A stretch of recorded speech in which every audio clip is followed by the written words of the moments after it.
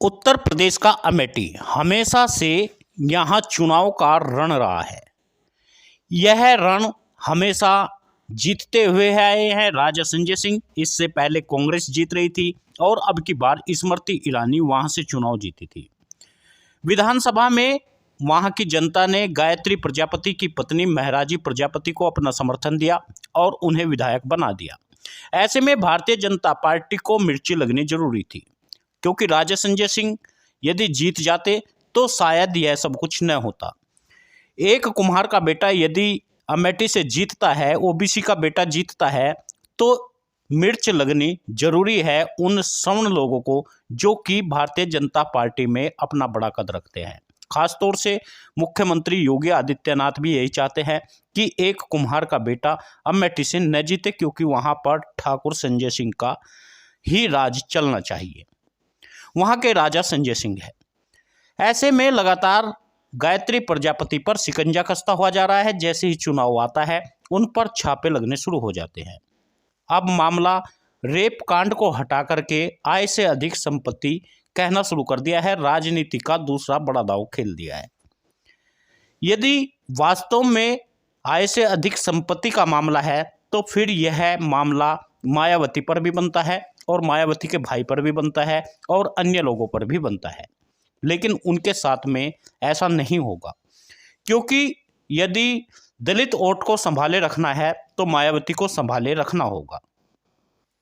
ऐसे में आज गायत्री प्रजापति पर ईडी के बड़े छापे लगे।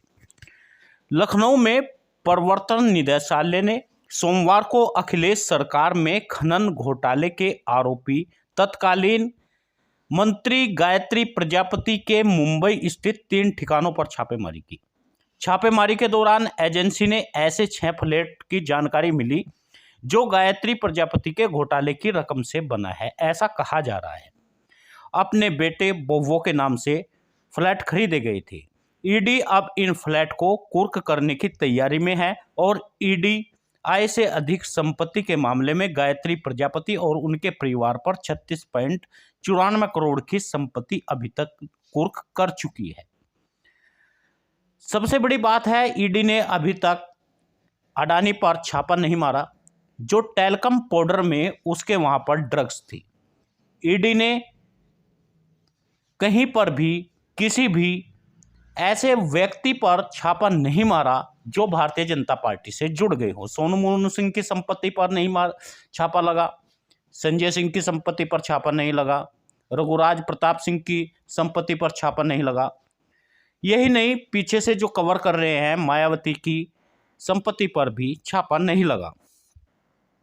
ईडी को गायत्री प्रजापति और उनका परिवार और उनकी संपत्तियां खूब दिखाई दे रही है। शायद उन्हें मायावती की संपत्ति दिखाई नहीं देती, उन्हें दिखाई नहीं देती रघुराज प्रताप की संपत्ति, उन्हें नहीं दिखाई देती संजय सिंह की संपत्ति। आय से अधिक संपत्ति यदि दिखाई देगी तो गायत्री प्रजापति की ही संपत्ति दिखाई देगी। ऐसे में उन्होंने मुंबई में लखनऊ के जोनल में 5 सदस्यीय टीम सोमवार को मुंबई पहुंची, जहां ईडी मुंबई की टीम के साथ मिलकर मलाड इलाके में क्रिसेट एमेटी प्राइवेट लिमिटेड द्वारा बनाई गई रिहायशी बिल्डिंग फ्लैट में छापेमारी की थी। इस दौरान टीम के कई संपत्तियों और के भी दस्तावेज बरामद हुए। उसमें क्रिसेट बिल्डिंग के में 3 अन्य फ्लैट, बोरीवली में बालाजी कारपोरेशन बिल्डिंग में दी आलीशान फ्लैट भी थे। गायत्री ने ये फ्लैट अपने दोनों बेटों अनिल और अनुराग व बहुओं के नाम से खरीदे थे। एजेंसी के अनुसार हर एक फ्लैट की कीमत 2 से 3 करोड़ तक है। एजेंसी के मुताबिक मुंबई में खरीदे गए इन फ्लैट का अधिकांश भुगतान कैश में किया गया और कैश देखने के लिए ईडी शायद वहीं पर खड़ी होगी, ऐसा लगता है। ईडी ने साफ साफ कहा कि वह भुगतान कैश में किया, लेकिन क्या ईडी वहां पर खड़ी हुई थी या वहां की कोई रिकॉर्डिंग थी, यह किसी ने अभी तक बताया नहीं। अब करीब 15 करोड़ की कीमत के वे फ्लैट हो चुके थे जिन्हें जब्त कर लिया गया, जबकि 10 साल में संपत्ति कई गुना लोगों की बढ़ी हुई है। इतना ही नहीं, गायत्री के बेटे और बहुओं को तलब करके उनसे पूछताछ की जाएगी। इससे पहले ईडी राजधानी मोहनगंज इंद्रजीत खेड़ा में गायत्री प्रजापति के नौकर के नाम राम साहे के नाम 10 बीघा जमीन जब्त कर लिया। इतना ही नहीं, एक एजेंसी में आय से अधिक संपत्ति के मामले में गायत्री प्रजापति व उनके परिवार की 36.94 करोड़ रुपए की संपत्तियां अभी तक जब्त की जा चुकी है। अब सोचने की बड़ी बात है, जब चुनाव आते हैं आखिर गायत्री प्रजापति को क्यों निशाना बनाया जाता है? आखिर गायत्री प्रजापति में ऐसी कौन सी बात है जो ईडी गायत्री प्रजापति के ही पीछे लग जाती है? इससे पहले कई अन्य बड़े नेता हैं जिन्हें हमेशा ईडी छोड़ देती है। मायावती पर ईडी का शिकंजा क्यों नहीं कसा जाता? इसका मुख्य कारण है अमेठी। अमेठी की निगाह में उत्तर प्रदेश में सबसे मुख्य है, क्योंकि यहीं से चुनाव लड़ते थे राजीव गांधी, यहीं से चुनाव लड़ती थी इंदिरा गांधी और यहीं से चुनाव लड़ते थे राहुल गांधी, यहीं से चुनाव लड़ी प्रियंका गांधी। ये तमाम नेता यहाँ से चुनाव लड़ते थे। कुछ दिनों के बाद अमेठी में जो विधानसभा की सीट थी, यहाँ संजय सिंह या उनकी पत्नियां ही लड़ती थी। लेकिन जब वहाँ की जनता जागरूक हुई, वहाँ का ओबीसी समाज जागरूक हुआ, वहाँ का दलित जागरूक हुआ, तो उन्होंने गायत्री प्रजापति को वहाँ से जिता दिया। ऐसे में दुष्प्रचार करने पर भारतीय जनता पार्टी ने कदापि कोई कोर कसर नहीं छोड़ी। फिर भी मात्र 2-2.5 हजार मतों से जीत गई थी राजा संजय सिंह की पत्नी, यानी वहाँ की रानी। अब बड़ी बात यह है, संजय सिंह की 2 पत्नियां हैं।